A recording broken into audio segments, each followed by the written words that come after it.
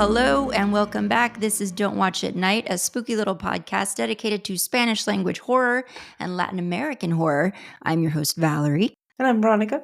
In her Santa glasses. Well, let me tell you, my exercise class, we were going to have like a Christmas themed class session. Mm-hmm. We were supposed to come in our holiday finery, and I totally got my days mixed up. So I didn't get to wear it. I had needed a chance to wear it. I thought you were going to say, and I'm the only one who showed up in my Christmas finery. I was going to laugh. No. Well, I'm not. I needed a chance to wear it. My only festive contribution to today is I am drinking nog. I am drinking my eggnog. At the time that you're listening to this, folks, it's hopefully the eve of the eve, the day before Christmas Eve. So this is our Christmas episode. And our final episode of 2024. Final episode of 2024. We have now been podcasting for like a full calendar year, which is amazing. Congratulations. And do we know what we do? Do we know what we're doing yet? Never. Yeah, so we are in the middle of our Step Outside of Spanish Language Horror Month, where we've been taking a look at horror movies that aren't necessarily in the Spanish language category. The first one we did was Krampus. I've already forgotten who Michael Dougherty, directed by Michael Dougherty. And then we'll get into the movie that we just watched. Veronica probably just last night and me Thursday night. But before we do is Merry Christmas to anybody who celebrates. Happy holidays. Happy Winter Solstice. However you celebrate. May it be peaceful and happy and before those of us in the United States enter the darkest timeline. What I have gotten in the habit the last few years of wishing, I don't necessarily personally go around saying happy whatever. I wish you a peaceful holiday. I wish you peace. I wish you a peaceful New Year. We all deserve a little bit of peace in these insane times. I'm wearing mascara today, Veronica. This is a video episode for those of you wondering. We do have a Patreon now. We'll talk about it at the end. But this is our second video episode that we'll be sharing on the Patreon. So if you want to be part of our little family over there, please join. We'll talk about that more later. But yeah, you ready to get into it? Let's go. This past week, we watched 2023's There's Something in the Barn, which is directed by Magnus Martens, and it stars Martin Starr, Amrita Acharia, Kiran Shah, Towns Bunner, Zoe Winter-Hansen. I hope I'm saying this right. I want to say Calle Helevang-Larsen, and then Henriette Steenstrup. And others, but those are like four people that really stood out to me in this movie. It is available on Netflix.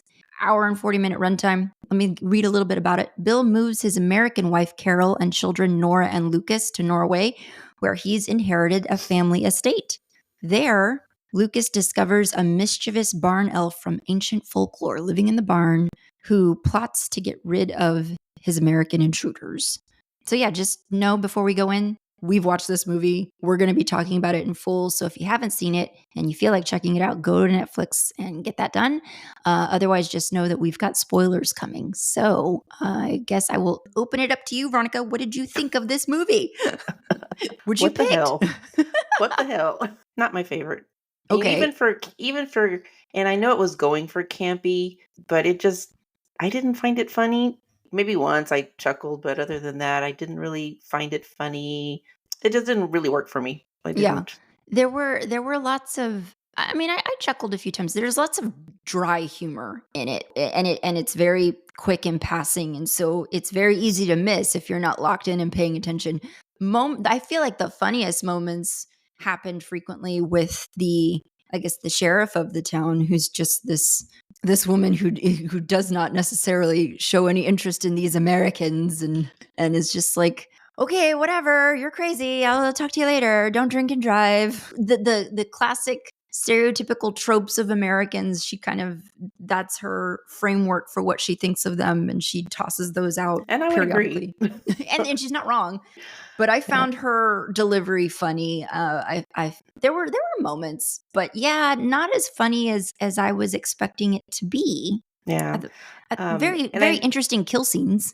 I know the reviews that are going to be linked in the show notes are kind of split. Some thought it was campy horror fun. and entertaining, and the others thought that it missed the mark on both the horror and the fun, the funny, and I land on that end of that side of the fence where I'm just like, I mean, I was trying to keep an open mind about it, but it just, even from the beginning, it just kind of had the production values of like a Hallmark Channel movie, which those of you outside the States may not know what that is, but it just kind of looked like that to me. A lot of, even when they were walking through the town, because of the idyllic, beautiful winter village that they're in. No, it was just, I don't know. You'd probably have to watch a lot of Hallmark movies. I don't watch any Hallmark movies, so but it just had that tone to it. Most of the acting wasn't what I would call top notch either. I did recognize the lady that played the wife, and I actually thought she did the best acting job. She was in a show called, what was it called? The Good Karma Hospital, something like that. I have no idea. Yeah, it might have been a little bit of a.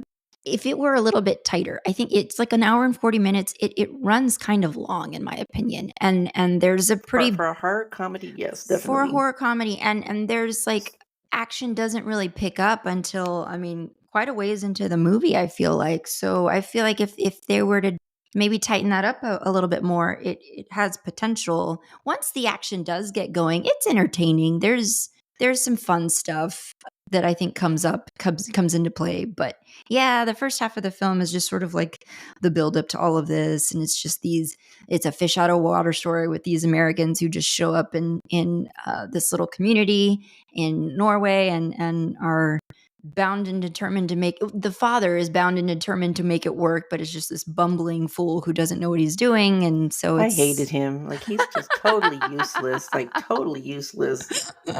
He doesn't parent his children. He's always wearing that stupid hat. It's a stupid winter hat that has Norway plastered all over it. And I spent the whole movie, I was like, why is this woman married to him? She's quite lovely, and then she's with this bumbling fool. I know one of the reviews also likened him to Clark Griswold, and I'm like, no. Clark Griswold is also a bumbling idiot, but he has some charm and some warmth, and Chevy Chase is funny.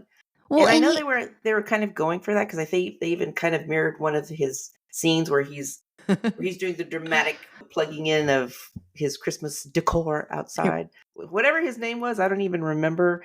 He ain't no Clark Griswold. Bill in the movie. Bill. Yeah. What was I going to say? Like, the difference between Clark Griswold and Bill is Clark Griswold he's a tryhard. I mean, he is extra, and he's always going above and beyond in his quest for the perfect Christmas and these perfect, family memories that he wants to make. And Bill is just sort of like, well, I guess I'm going to go chop wood, even though he's probably never picked up an axe in his life. And it's just like very obvious that this is a dude who has no freaking clue. Whereas like Clark at least has this model vision in his mind of how it should be, because he bases it off of all of the perfect Christmases, or what he perceives to be perfect Christmases of years past. Yeah, this guy he's just a fool. Even when he's chopping that wood and he gives up because he can't do it, and he comes out the next morning and it's all chopped and stacked for him, he's like, oh, I must be losing my mind. I mean, really, dude? When he goes outside to clear he goes outside to clear the snow, and it's been cleared for him. And he's like, look, son, that's social democracy at work. I'm like, did you familiarize? That dumb hat. The first time he showed up without his hat, his woolen cap, I almost thought it was I didn't even recognize him. I thought, well, who's this dude walking into the barn? So a lot of this film was shot in Edinburgh, Norway, which is like what do you think of that? It's beautiful. And the house, like, I don't know what the teenage daughter was talking about. I would kill to live in that house. I know. Not in Norway, and I know Norway is probably gorgeous. I can't handle cold. Yeah, I mean, this is the reality. Anything below 50, and I'm like, I can't deal with this cold. Yeah. Like the entire time I was watching it, I was thinking, God, this is gorgeous, and I would love this for like a little while. If I had to live there long term, I would just give up and die. I would just lay down. And I've said this before. When I've gone, so I married a Midwesterner, everyone, and he comes from like northern United States. And so when he proposed up north, and we were vacationing with his family, or we were on vacation visiting his family. And so that was really my first foray into snow. And yeah, I really wanted to rally. I really wanted to demonstrate that, yeah, I can hang. And I did. I got through it. But many years of marriage later, it's not for me. It's just like, no, I would rather just lay down and wait for the good Lord to come and take me. But yeah, beautiful, beautiful scenery. The elf played by Kiran Shah, if I'm saying that name correctly. You are familiar. Have you had a chance to look at his filmography, Ron? Yeah, he's done a lot of like Star Wars stuff. Lord of the Rings. And Lord of the Rings, yeah. Don't work. Hobbits. Probably stand-ins, doubles for The Hobbit. Yeah, so I thought that was pretty cool. He's done a lot of stuff. I was looking at his body of work, and he's done a lot. This is a weird one because I told Ronnie I'm not working off notes. I don't know how detailed Ron's notes are, so I don't know that we're necessarily going to take it scene by scene, but we can certainly talk about general ideas that we had as we watched the film. I know that we opened the film on not Martin Starr, another man. This is, I guess, somebody he's related to who's uncle who's living at that farm in Norway. And he seems to be, he's talking to himself. He's bound and determined to destroy the barn, it seems like. Like first he tries to like tie a chain to his tractor, thinking I guess he's gonna, or maybe it's a snowplow, I don't know, destroy the barn. And then he's like, well, that's not gonna work. So he starts trying to douse the place in gasoline because he's gonna light it on fire. In the process, he goes upstairs in the barn. He gets plowed into by a lit tire hanging from a rope. And this is actually kind of a horrifying scene to open your comedy movie on, because he gets lit on fire, and so he burns to death. And so you see him running through the snow just completely ablaze. That's where we open on the movie. And then from there, it takes us to this American family who's now driving through this beautiful countryside en route to the farm that he has now inherited because his uncle obviously died. It's a year later, because that first scene obviously was taking place at night, so it was dark, and now it's all bright and sunny, snow-covered landscape, and the American family is driving in their car, their Christmas Carol sleigh ride that's overplaying everything, and they're on their way. They arrive at the house. We get the exposition from the dad that he's inherited this from his uncle, and their plan is they've uprooted their lives from America. They're going to come over to Norway. Their plan is to turn the barn into an Airbnb that they can rent out. Some sort of bed and breakfast. And yeah. At first I was like, this wife, this mother, she's not old enough to have kids this old. And come to find out, she's the second wife. His first wife passed away like 4 or 5 years ago. He met her at some kind of retreat. So she's kind of one of those life coach type people. Yeah. So they arrive at the house, which is lovely, despite what the teenage daughter says. I'm like, okay. Yeah. It's gorgeous. I can understand. She's 16. She's been forced to leave all her friends, her high school life in America behind. And so I can understand that she's a little PO'd. Yeah, PO'd about it. But I know for my part, it would be a lovely getaway. Yeah, and so they don't know anybody, obviously, and they're at this point in the movie, Bill and Carol. Carol is the wife's name? Yes. Yes. Bill and Carol are positive and determined to insert themselves into this community. Oh, we're glossing over. This was, I guess, a funny moment, if not highlighting the ways in which Americans are complete bumbling idiots whenever we go anywhere. On the way to their farm, they see a moose sign crossing, and they're like, oh, we're going to take our photo in front of this. This will be great for Christmas cards. And then an actual moose is crossing. Bill is like, oh my God, I'm going to go pet him. I'm like, the minute he did that, I just was like, why? Like, what kind of idiot are you walking up to this huge animal? He's like, hey, little guy. I'm like, what is little about this giant moose, sir? That whole incident is the first time where they meet the sheriff of the town that they live in. And so she's just like, don't go mess with moose. That's just a not great idea. Anyway, have fun, get into your farm, don't drink and drive. That scene was actually my first inkling that this movie wasn't going to land well with me. I was like, oh dear. Now I got an hour and 30 minutes left. What about it just sort of didn't land for you? just the dad, the husband, Bill. Bill didn't work for me. I just pretty much. You're like, this guy's going to be an annoying character. Yeah. So they get to the farm. From there, they try to take a walk through this new community and get to know the area. And again, and maybe like I can see what you mean by Hallmark elements. When they first arrive, they kind of walk through the barn, which that's right. This is when the son, Lucas, the youngest of the two children, catches things are moving in the barn. And I can't remember if he actually caught sight of like a little... I don't know. Like little glowy eyes. We do see those later. But so he knows there's something in the barn. Because when they are in the town the next day, he goes into like some kind of like little museum where he meets a gentleman whose name... That's Cal... He's a comedian. What is his name in the movie, though? What's his character name?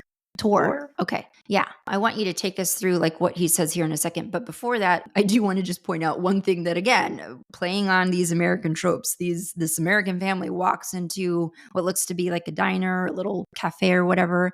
And just right off the bat, just obnoxiously coming in, hey, how you like determined to insert themselves in conversation with their obnoxious greetings and kind of forcing people to have to interact with them, which I would never do. I would never do. And I hate it. I don't mean to make it sound like I'm an unfriendly person. I'm very approachable, but I'm never going to be the person who demands that you pay attention to me and talk to me. I'm never like, I'm not a person who is going to say, hi, how you doing?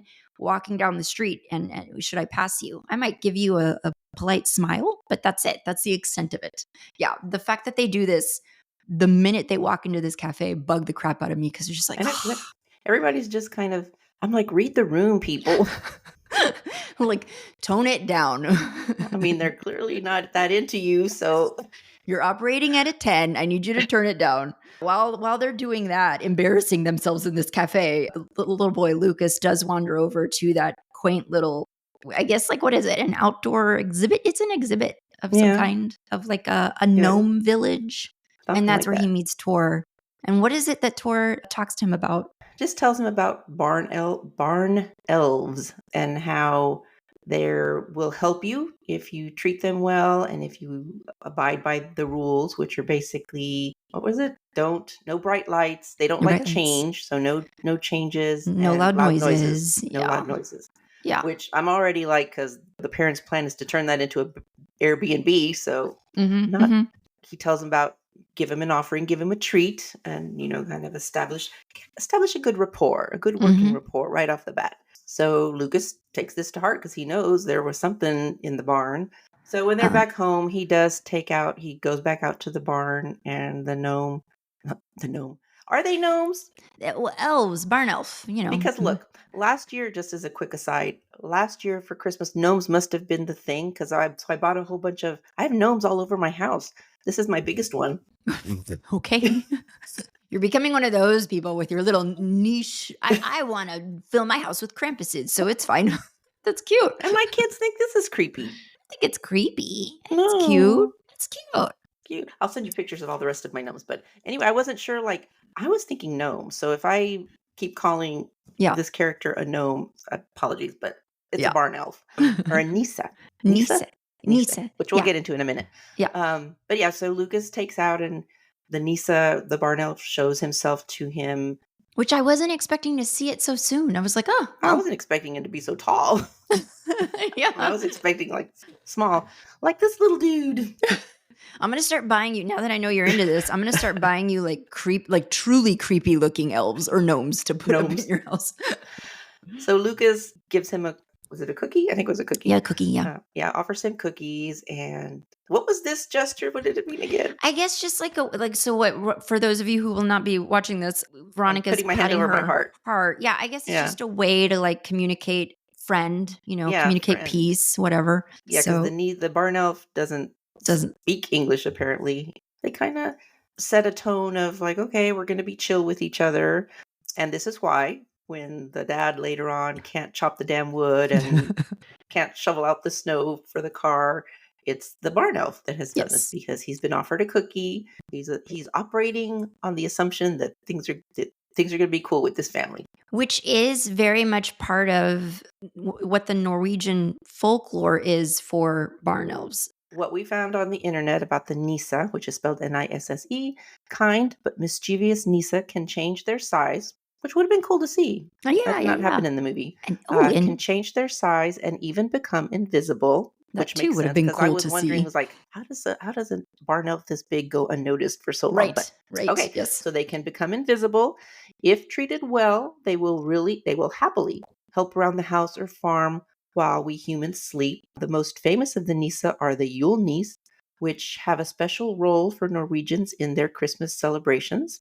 Traditionally, farmers leave out bowls of porridge for the Yule Nisse, a little like leaving milk and cookies for Santa Claus here in the States. But unlike Santa, Yule Nisse might play tricks on you if you don't do something nice for them. So I mean, what I will say, this film does do well in that regard. I don't know. I'm not Norwegian, but it just seems like they do tie in a lot of these folklore elements, Norwegian folklore elements throughout the film. So I mean, I thought that was cool because I didn't know the thing about the porridge until it comes up later in the movie. And I've never known what porridge actually is. Well, it is. This was a funny moment in the movie where Tor is telling Lucas about the porridge, and Lucas is like, porridge? And Tor goes, yes, it is a food. And I thought that was fun. I know what porridge is, but I thought this was just a weird element that they pull in for the movie. And then in reading about Norwegian folklore, I'm like, oh, that's legit. You are supposed to leave out a bowl of porridge. So they have the botched meeting in the town with people. He learns that folklore offers a cookie, which is a peace offering to the barn elf. Who is like? Does he have a name? The barn elf in the movie? Mm-mm. I don't know that he has a name. No. Okay. Not that was ever said in the. Yeah, he's just billed as main elf. So from there, we do see the scenes where he plowing snow for Bill in the night and chopping wood for Bill in the night. And this is the point where Bill and Carol decide, again in their bumbling idiocy, that the way to make, I guess it's not a dumb idea. The way they do it is dumb. But they're like, we're going to invite the neighbors over and throw a party and try to ingratiate ourselves in the community that way, right? That's the next big thing, is they're going to start plotting. Instead of trying to reach out to people in a foreign country in a way that is conducive with their culture and their way of life and their way of doing things, they're like, no, we're going to do it the way Americans do it. We're going to throw a party and invite you.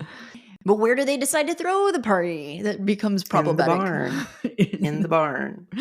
Is this before or after Bill has his Clark Griswold moment of like, I'm going to deck the house, the outside house with lights? I think it's or kind of coincides with it, maybe. I think it's after. So they get to work decorating the barn, determined to have people over. And so then we do have a scene where I was kind of impressed. The number of people who showed up for the dinner party, I was just like, well, wow, I wasn't even expecting that many to show. They have a full table of people from the community there. They're all very stoic initially until the booze starts flowing. Who was it I think it's Tor who tells them they're a little standoffish. It's just they need time to sort of open up and get to know you guys and warm up to you. And so Bill and Carol think, well, what's the fastest way to get people to open up?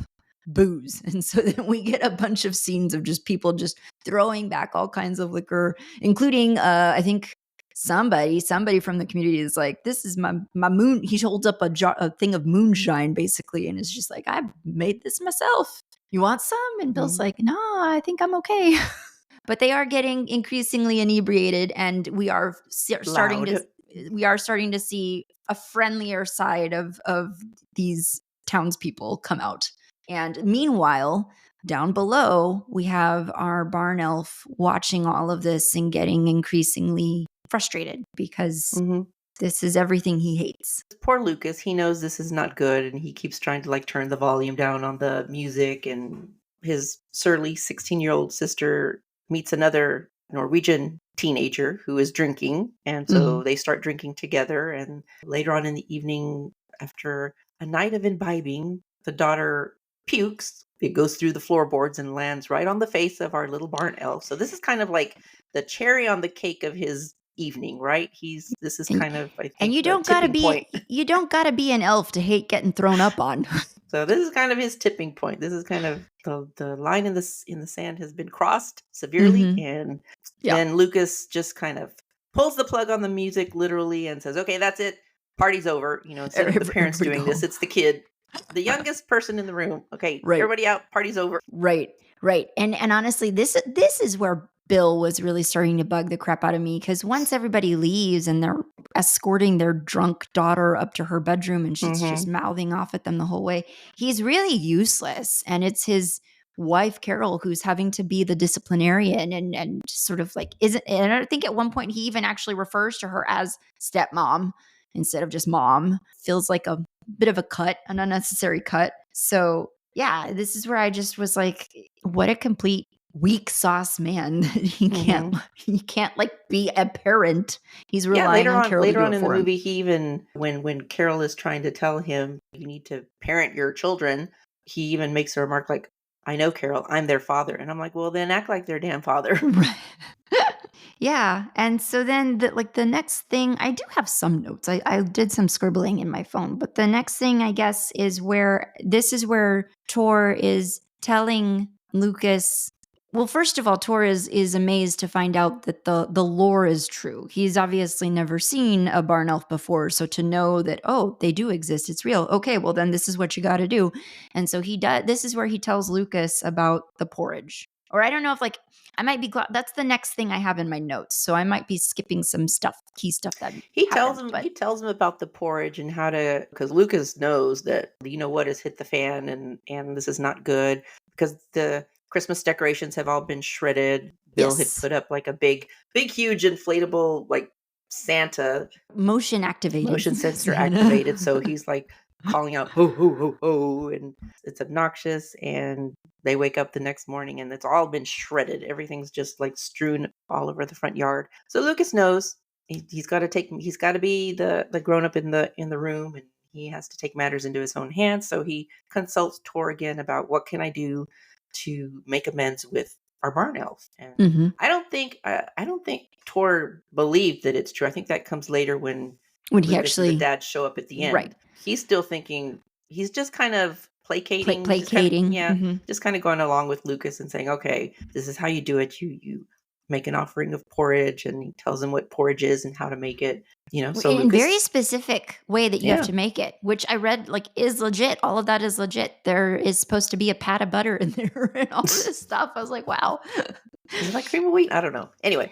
Kind of. So Lucas makes this bowl of porridge, and then he sets it in the refrigerator to make his offering on Christmas Eve. And this is where Bill, earlier that night, Bill tries to make a traditional Norwegian. What is it?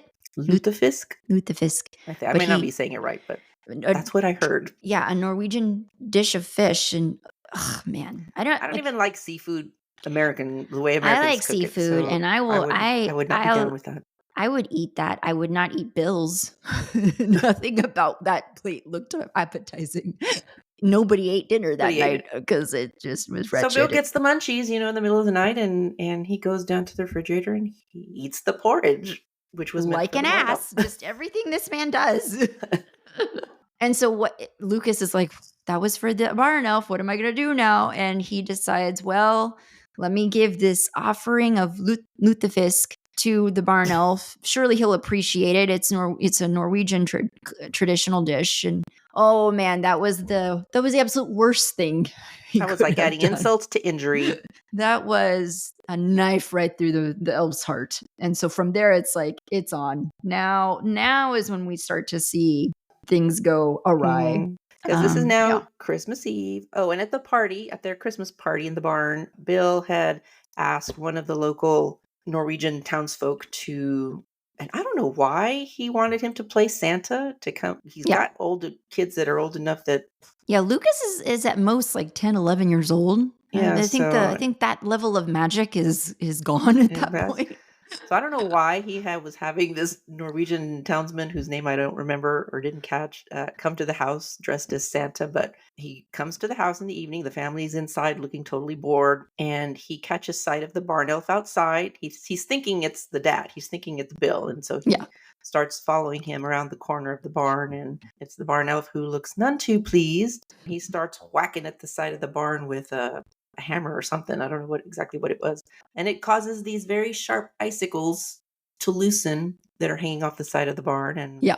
the townsman, whatever his name is, may he Looks rest in up. peace, looks up, and then we just see a icicle just heading straight into the camera's viewpoint. So that's our first kill. Our first kill, which and I thought the method was quite fun. You know, you don't really see too many icicle killings these days in movies, so I thought that was kind of neat. Bill goes outside because he's waiting for this guy to show up, and he's not showing up. And I don't know what made him go outside. I think he maybe was, I don't know, but something makes him go outside. And of course, he sees the sled that the dude had shown up in, and kind of the Santa bag with presents. So he kind of just goes around investigating, rounds that same corner of the barn, and there's just like a pool of blood and snow. Yes.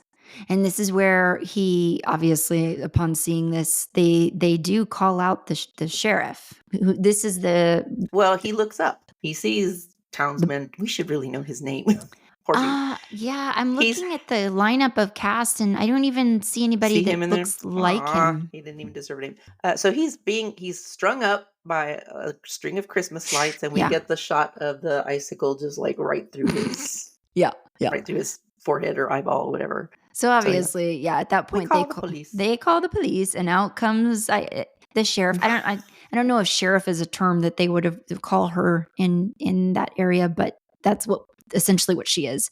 This is the role played by Henriette Steenstrup. She's just she's dismissive because she's like, oh, well, I see you had a party. Drunk.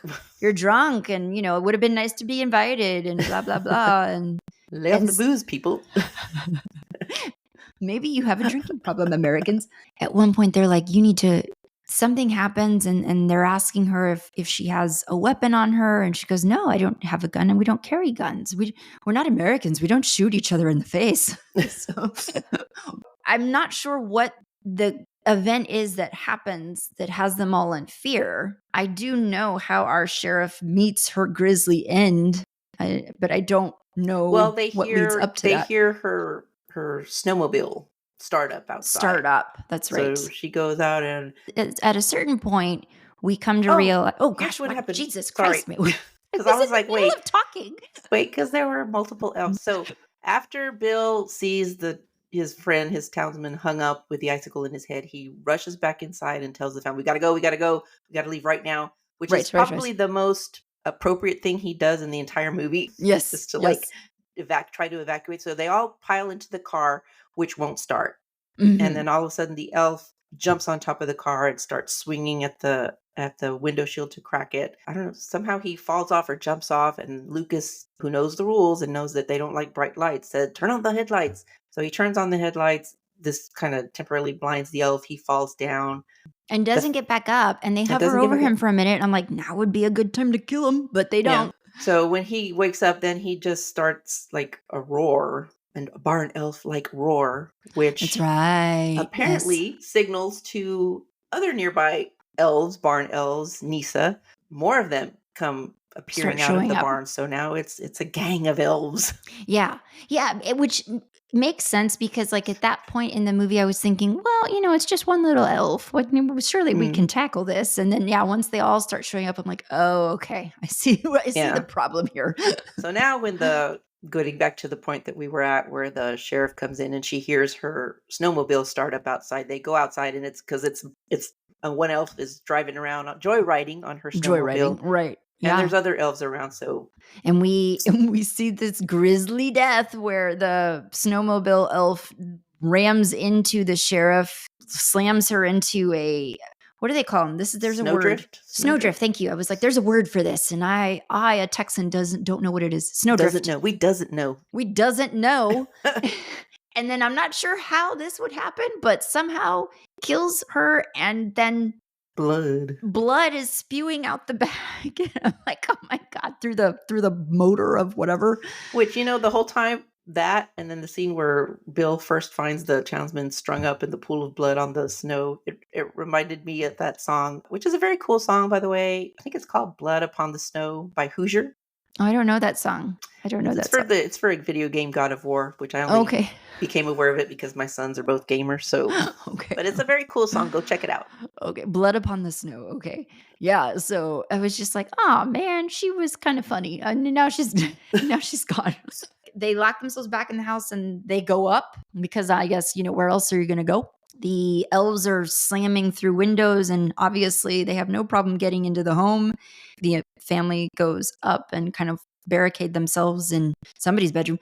Oh, and Carol gets injured because from this point on she's been injured because they're like the elves show up and just start attacking them, and we do get some pretty cool fight scenes. We do get, I think, like at one point she throws the Christmas star at one of them and it embeds itself in an elf's head.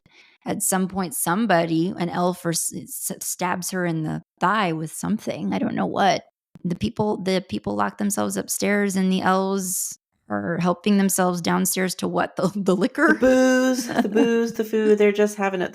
They got the music cranking. They're just having it's a melee downstairs.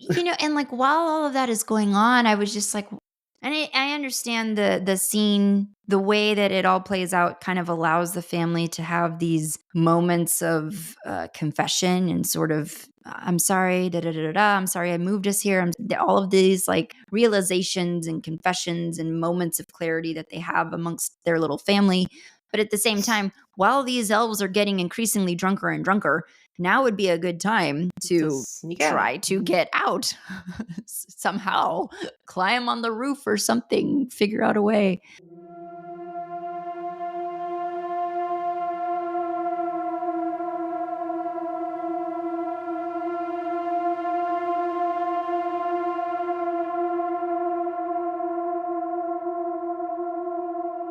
Bill and Lucas do decide that they do have to try to get out and get help, right? I don't know if something happens that is a catalyst for that. Well, because they talk about getting out, escaping, and Carol, because she got injured in the thigh, has a tourniquet on.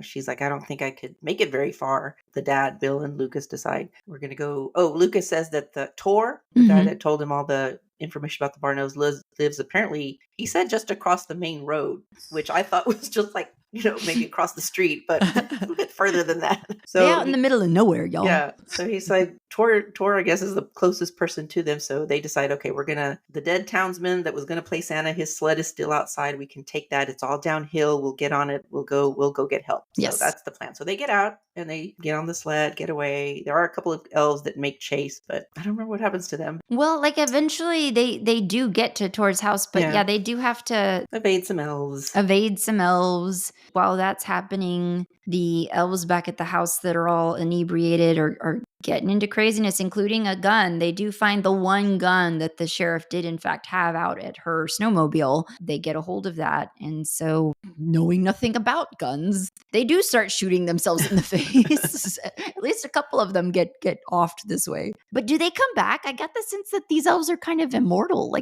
And they're not immortal. You can kill them. It doesn't seem to bother the elves that don't die. Like the deaths of their comrades. Of their comrades. Of their peers doesn't seem to faze them or bother them. But they do eventually pass out in their drunken stupor. There is like a moment where the daughter and Carol, they kind of have a reconciliation. The daughter is like, I know I'm hard on you. I know I give you a lot of grief. That's my job. I'm a 16-year-old girl. That's what we do. But I do accept you. You have always been mother to me, or something to that effect. And so they have this moment of bonding, and then they resolve that they're going to get out of there. And so they start figuring out a way to get themselves out of the room. But I think at some point, I think an elf. Yeah, they're coming down the chimney. Yes. They hear noises coming down the chimney. And so Carol is telling the daughter, whose name I don't know.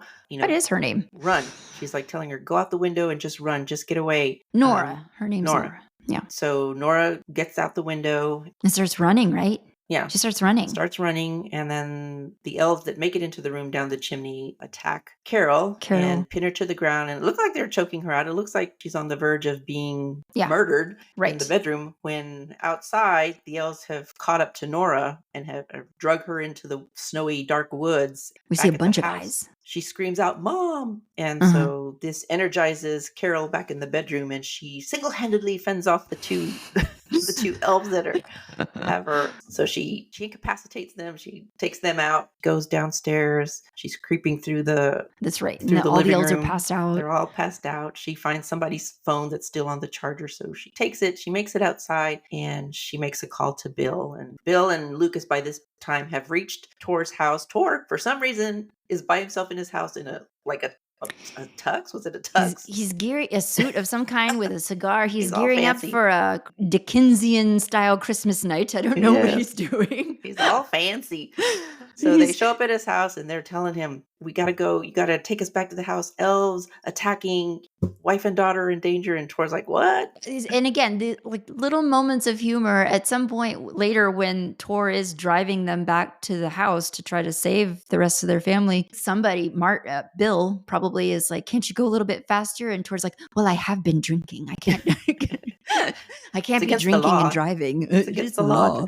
So Tor takes them back to the house, to the homestead. He's of the mind, what we have to do is we have to make peace with these elves. We can't meet this moment with violence. We have to negotiate. And so he's determined that we just need to reason with them and talk to them and it'll be okay. And there does seem to be one head elf. He looks like he's older, but he seems to be the one leading the charge. And he's the one who has the gun.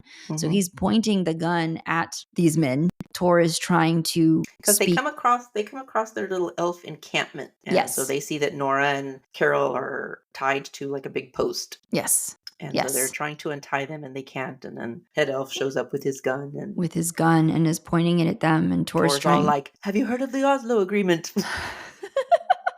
And the elf doesn't care and shoots him. Not in the face. Shoots him in the chest. Well, more like the shoulder. Yeah. And so I thought, Tor, the one character that aside from the sheriff, those are the two characters that I enjoyed the most. I'm like, damn it, now he's dead. Their barn elf is starting to have because he's kind of watching and and maybe he didn't intend for consequences this severe. Maybe he was just so he's having second thoughts and he eventually just runs up, inserts himself between the American family and his head elf dude, and they're speaking in something. Now my closed captions, what are they called? Subtitles showed it as barn elfish. Was that what it was? Barn elfish? They had it all as one word, so I was like, barn elfish? What is that? I saw that too, and I was like, what is that? And I'm looking up, what is barn elfish? It's not a real language, apparently. It's because it's barn elfish. Okay, it should have been two words, I was like, what is barn elfish? The language of the ancients. They're speaking in barn elfish. Which is not translated, so we don't know what they're saying, but head elf isn't buying whatever our little barn elf is saying, so he helps untie the ladies. They somehow make it back to the barn, and the family's up in the barn loft. They're up in the barn loft, and the family makes a decision. I don't really understand how there's gasoline on the floor, but Nora sees an opportunity using her great skills to craft a paper plane and fly it. She sees an opportunity to send an igniting which tool. Would not fly, but oh well. Yeah, which whatever, it doesn't matter. Sends an igniting tool down into the gas and start a fire and or an explosion of some kind and blow up this barn as Bill's uncle always intended. The idea is okay, we're going to do this. We're going to jump out the back of this barn window and make our escape. And Carol and Nora say, you guys go, we've got this, trust us. And That's Bill, right. all too happy to be like, okay, great. Bye, ladies. you got this figured out. Jumps out with Lucas. Carol and Nora are like, okay, we're going to do it. She folds this paper plane, ignites it, sends it down into the gasoline and sets off this huge explosion. And the ladies jump out just in the nick of time and somehow managed to avoid getting blown up. And you know what, we didn't see Lucas and Bill and the main elf, because I was like, well, what about the main elf? But he jumps out with them too, so he makes it out too. They blow up the elves. They blow up the barn. The barn is no more. The little army of elves. As they're huddled outside watching the burning barn, then Tor shows up. He's being led. He's tied up. He's being led by a couple of elves. And he's like, see, I told you. And we reached an agreement. And the elves are kind of like, yeah, whatever. They shove him away and they take off back into the woods. And yes. So it's Tor and our family. And they're kind of hugging it out at the end. They have their moment of group hug. That's pretty much it, right? That's pretty much it. Where it goes from there is one knows. They do guide main elf over to the little exhibit that Tor had set up. This is the perfect little village, albeit it's in the middle of town, so I don't see how, but it's this perfect little village that's for him. He can live there in peace and nobody will bother him. And so the main elf and Lucas do kind of have their final goodbye, hand over the heart again, parting friendship, knowing that there's peace between them. The little barn elf goes away and goes off into the little village to live. And so that is the end of There's Something in the Barn. Something should have stayed in the barn. Something maybe never should have come out of the barn. I don't know. It was more fun talking about it than watching it. That's what I'll say. Yeah, there was a couple of the reviews that we looked at kind of suggest that this could be a film that kids could watch. It's not as funny as Gremlins. There's comparisons to Gremlins, obviously. I think Gremlins is funnier, and I think there's I don't know, there's not even truly that grisly, gruesome. There's not really, kills are limited in this movie. Violence is kind of limited in this movie, so it's just there's not a whole lot going on. Having said that, though, I think it's pretty tame, and yeah, maybe one that older kids could definitely watch. Well, the daughter launches the F-bomb she does say the F word a lot. So just know that. But yeah, I mean, in terms of gore, not really. Not really.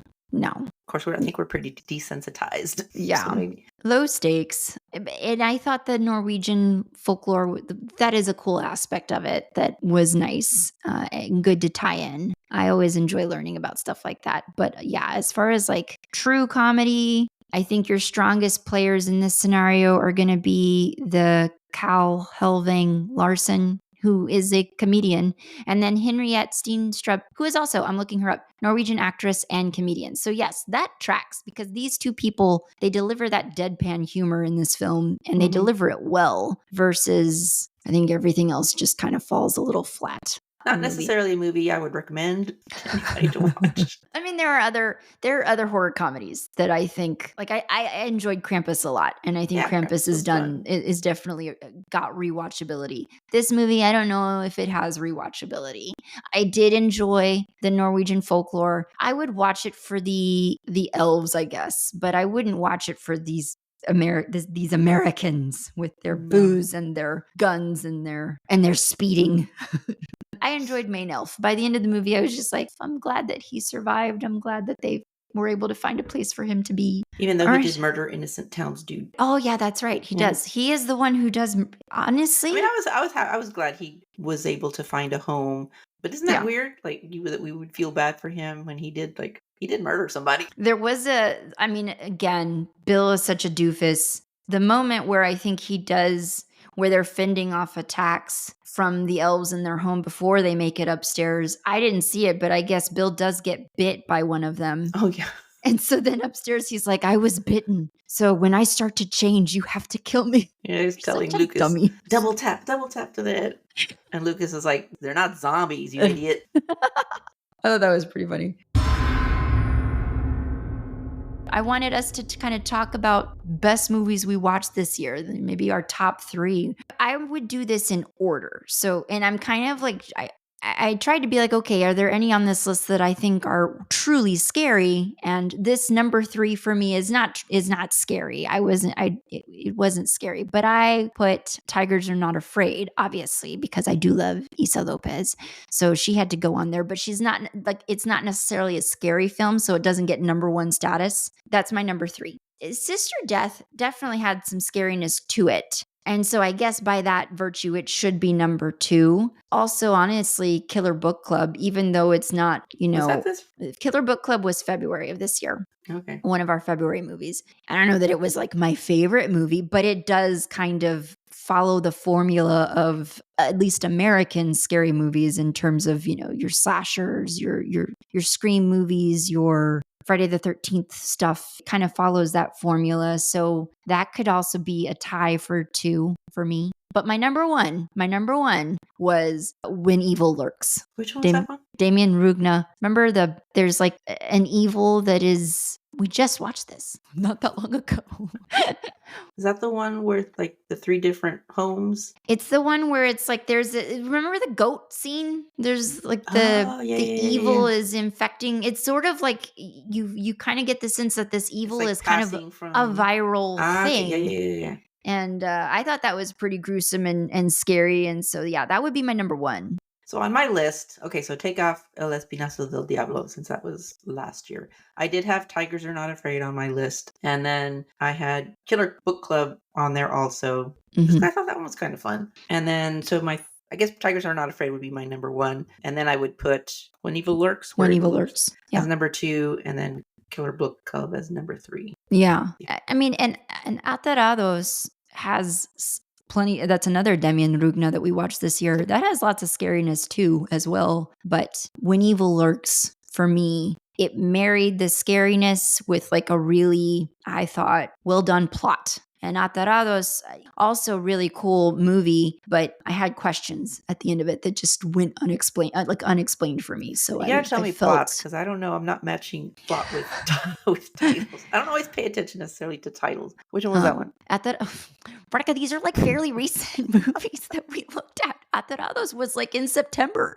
That one was the one where, remember, there's like the little boy that gets killed and buried and then comes back. And it's like this dead little boy at the table, Oh, that's the one with the 3 older paranormal experts. Okay. Yeah, that was a good movie too. The doctors, yeah. There were things that went unexplained for me coming out of that movie that I just don't have answers to. Just on that alone, I thought plot in When Evil Lurks was a little bit tighter. So, but they're both really good. That's kind of usually the case for, I think, a lot of horror movies, is like it's not always wrapped up nice and neat for the audience. Like an American horror or older American horror, I don't know, maybe not so much current American horror, but definitely like back in the days of Friday the 13th and Halloween, like your main serial killer protagonist would pop up. Right. Just never died. Yeah, things were always kind of set up that there were going to be subsequent movies. Certainly in Halloween. Halloween ends, there's going to be a potential for a sequel with that ending.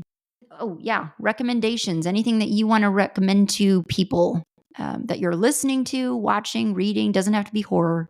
This is our monthly recommendations we're trying to do. You got anything?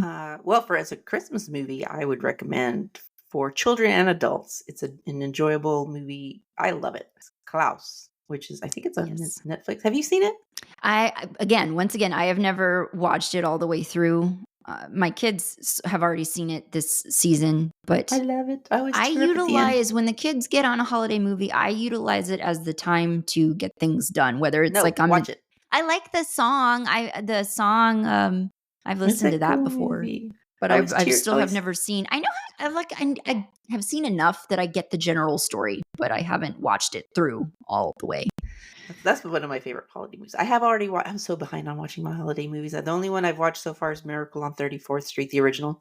But a show that I just learned about that I have not watched yet, but sounds very interesting to me. It's called From. Mm-hmm. Oh yes, I've heard of it. Video. I haven't watched it either, but I've heard of it. I want to check it out. So that's on my list to check out. I don't really have anything holiday specific to share, but I do want to recommend just a podcast that's been around, and I'm late to the show as usual. So there's 3 seasons of it called In the Dark. I was just like, where is it? In the Dark. There's 3 seasons of In the Dark. I've already binged through the first 2 seasons, and I'm now on season 3, which is the current season. So if you are into investigative reporting and true crime, I guess, true crime adjacent, then give this one a look if you're not already familiar with it. This current season is taking a look at what's known as the Haditha massacre. This was the killing of, I think, like 24 men, women, and children of Haditha, Iraq by U.S. Marine forces. And so it's kind of an investigative reporting of what happened and the failure on part of the U.S. military to hold any of these people accountable, really. So it's a hard. Hello, Merry Christmas. Yeah, way to end on a downer, Valerie. Well, I know. I'm sorry. We'll pick it back up, but it's such a good. It's a hard listen. All of In the Dark seasons are kind of tough listens as they examine the lack of justice in so many cases. But it's really important reporting. This is something that I was not familiar with. So, in terms of educating yourself on things you may be unfamiliar with, give it a listen. But just know it's hard. It's a hard listen. But let's pick it back up.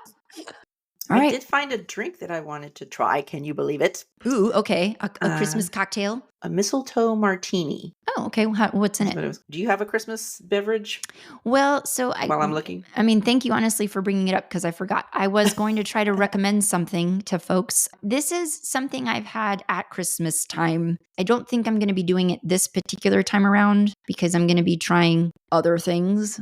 And I will probably, I'll tell you what, I'll share those things on our Patreon. But at this moment, as of this recording, I don't know what those other things I'm going to try are. But I would recommend to folks a Cœur Royal or a Cœur Royal. It's a French cocktail, I believe. But it calls for half an ounce of creme de cassis and then a little bit of dry champagne on top or, sparkling wine on top. The creme de cassis, if I'm saying that right, I apologize. You want to use a small amount, like a little goes a long way, and you can overdo it and then it overpowers your sparkling wine. So go light on that. You're just basically doing it for a little bit of the flavor profile and the color. You want that red color in your drink. And then you can garnish with if you want to garnish with berries or whatever, go for it. All right, so here it is. Cranberry, mint, vodka, and elderflower liqueur. St. Germain's is the brand that we've bought for that. Go easy on that. I will tell you, go easy on that. It's sweet. It'll be hangover city if you go too hard with that. So I would just have one,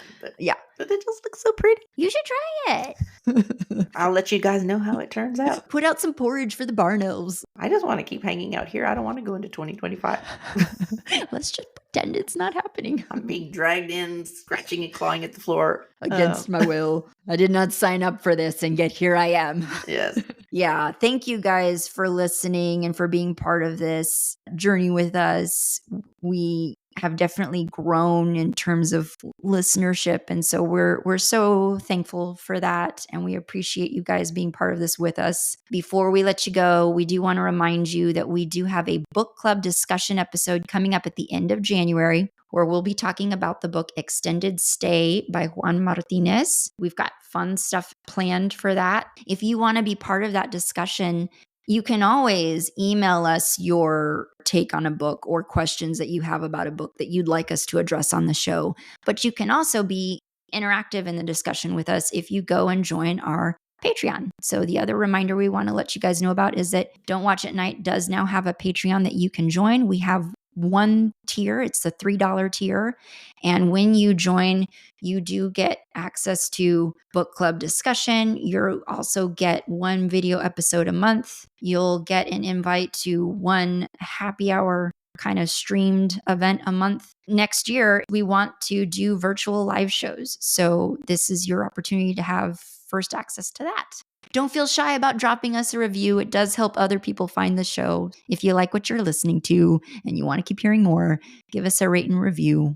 And send us your recommendations if there's a good horror movie. And that's another thing that we do kind of hope to bring to the Patreon is maybe some movie watching parties together where we watch a lot of the films that we don't have time to cover on this podcast. Is that it? We got anything else? That's it. Thank you for listening. All right, bye. Society is full of evils. Not even 2 minutes into this movie and we're already breaking the cardinal rule of horror. Right. I don't even know what I'm saying. What am I even saying? Holy hell, how do you say this name? Well, that's why I was like, I'm glad it's not me. So I feel misled. I feel misled. I don't like it. What am I trying to say? A lot of my favorite characters, either in movies or in literature, are anti-heroes. She's going to get mad. It's either drug or demon possession. So you are missing. Only be those two things. And we will edit this so we sound better, okay? Don't Watch at Night is a Nest production hosted by me, Valerie, and Veronica. Editing by me. Music by Omar Chakor. Production support for this episode provided by Lorenzo Villarreal and Alex Street. Listen to new episodes of Don't Watch at Night every other Monday, and don't forget to give us a rate and review. It's the best way to help us grow.